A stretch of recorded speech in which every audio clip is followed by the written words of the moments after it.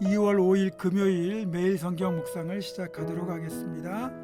오늘 우리들에게 주시는 하나님의 말씀은 누가복음 11장 14절로부터 26절까지의 말씀입니다. 누가복음 11장 14절로부터 26절까지의 말씀을 제가 봉독합니다. 예수께서 한 말 못하게 하는 귀신을 쫓아내시니 귀신이 나가매 말 못하는 사람이 말하는지라. 무리들이 놀랍게 여겼으나 그 중에 더러는 말하기를 그가 귀신의 왕 바알세불을 힘입어 귀신을 쫓아낸다 하고, 또 더러는 예수를 시험하여 하늘로부터 오는 표적을 구하니 예수께서 그들의 생각을 아시고 이르시되 스스로 분쟁하는 나라마다 황폐하여지며 스스로 분쟁하는 집은 무너지느니라. 너희 말이 내가 바알세불을 힘입어 귀신을 쫓아낸다 하니 만일 사탄이 스스로 분쟁하면 그의 나라가 어떻게 서겠느냐. 내가 바알세불을 힘입어 귀신을 쫓아내면 너희 아들들은 누구를 힘입어 쫓아내느냐. 그러므로 그들이 너희 재판관이 되리라. 그러나 내가 만일 하나님의 손을 힘입어 귀신을 쫓아낸다면 하나님의 나라가 이미 너희에게 임하였느니라. 강한 자가 무장을 하고 자기 집을 지킬 때에는 그 소유가 안전하되, 더 강한 자가 와서 그를 굴복시킬 때에는 그가 믿던 무장을 빼앗고 그의 재물을 나누느니라. 나와 함께 하지 아니하는 자는 나를 반대하는 자요, 나와 함께 모으지 아니하는 자는 해치는 자니라. 더러운 귀신이 사람에게서 나갔을 때 물 없는 곳으로 다니며 쉬기를 구하되 얻지 못하고 이에 이르되 내가 나온 내 집으로 돌아가리라 하고 가서 보니 그 집이 청소되고 수리되었거늘 이에 가서 저보다 더 악한 귀신 7을 데리고 들어가서 거하니 그 사람의 나중 형편이 전보다 더 심하게 되느니라. 아멘.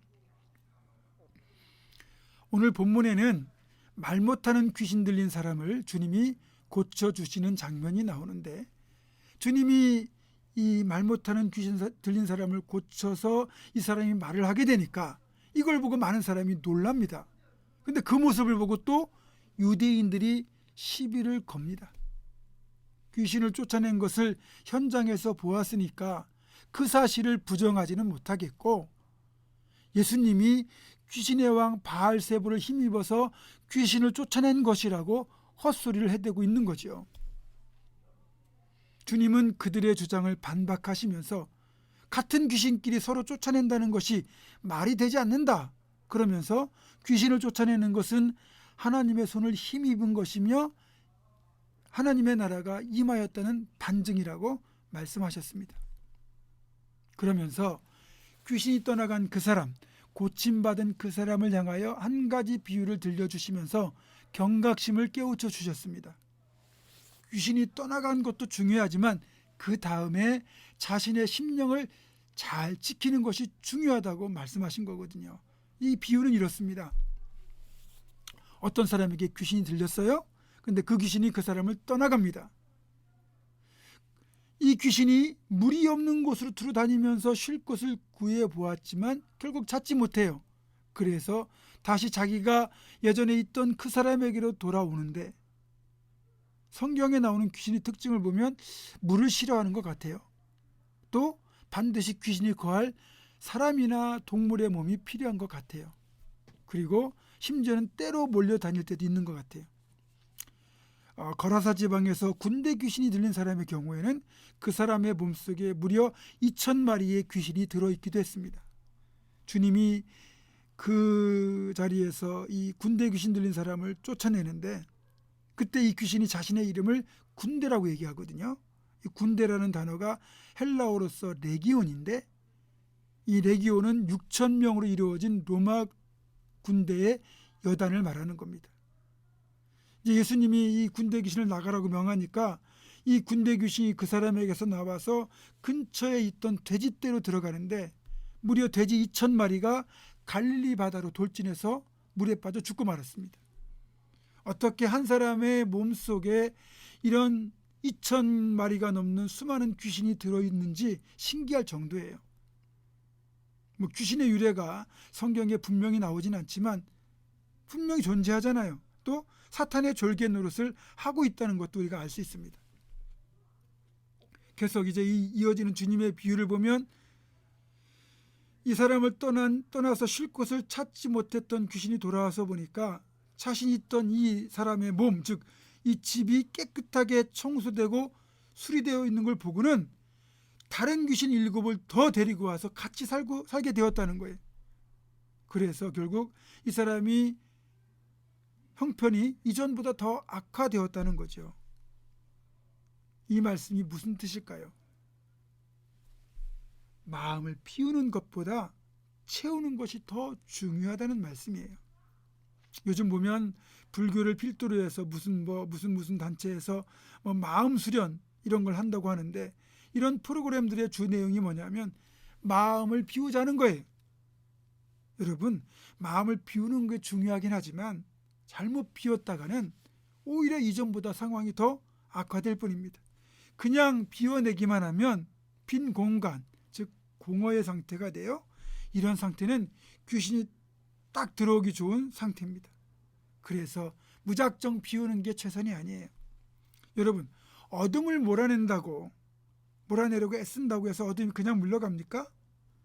어둠을 몰아내는 건 빛이 내 마음에 들어오도록 하게 되면 그냥 물러갑니다.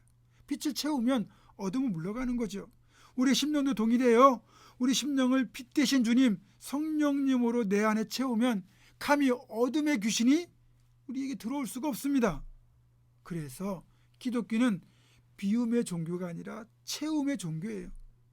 쓸데없는 것으로 채우면 안 되지만 주님으로 채우고 성령으로 채우면 그 어떤 것도 여기에 들어올 수가 없습니다. 본질적으로 우리는 성령이 거하시는 성전입니다. 그런데 우리는 이런 성령이 거하실 성전의 자리에 성령이 계시지 않으면 우리의 영은 본능적으로 우리에게 허전하다는 신호를 보내요. 이런 영의 신호를 제대로 인식하지 못하고 뭔가 허전하니까 이걸 먹는 것으로 채우려 하고 입는 것으로 채우려 하고 성적인 탐닉으로 채우려 하고 성공이나 물질로 채우려고 하는 거예요. 그러나 아무리 우리가 먹는 것으로 채우고 입는 것으로 채우고 그 어떤 걸로 채운다 할지라도 여기는 성령님이 계시는 자리에 되니까 그 어떤 것으로도 이 허전함은 채워지지 않습니다. 우리 심령의 빈자리는 오직 성령님, 하나님만으로 채워야 해결됩니다. 에베소 5장 18절은 이렇게 말씀합니다. 술 취하지 말라. 이는 방탕한 것이니 오직 성령으로 충만함을 받으라. 물질로 자신을 채울 수 없었던 삭개오의 공허함은 예수님을 만남으로써 채워질 수 있었습니다. 우리의 마음의 빈자리도 예수님을 만나면 채워집니다. 더 이상 세상의 것으로 채우지 않아도 주님 한 분만으로 충분히 행복합니다. 여러분, 우리의 마음을 깨끗이 비우되 그 빈자리에 반드시 하나님을 채우시고 성령을 채우시는 우리가 되기를 소망합니다. 그것이 사탄에게 나를 빼앗기지 않고 승리할 수 있는 비결입니다. 그럼 우리가 되기를 주님의 이름으로 축원합니다. 기도하겠습니다. 고마우신 하나님, 우리의 마음을 깨끗이 비워내고 여기에 하나님 성령님을 반드시 모심으로 나를 주님으로 가득 채우는 우리 모두가 되게 하셔서 감히 사탄이 또 귀신이 우리를 넘보지 못하게 하시고 성령님과 늘 동행하여 믿음으로 승리하는 우리의 삶이 되도록 주여 도와 주옵소서. 예수님의 이름으로 기도하옵고 이제는 우리 주 예수 그리스도의 은혜와 하나님의 사랑과 성령의 교통하심이 내 안에 성령님을 모심으로 늘 성령님으로 충만한 삶을 살 것을 결단하는 사랑하는 우리 모든 성도들, 이들의 삶과 가정과 생업과 우리 교회 위에 지금부터 영원토록 함께 하시옵기를 간절히 축원하옵나이다. 아멘.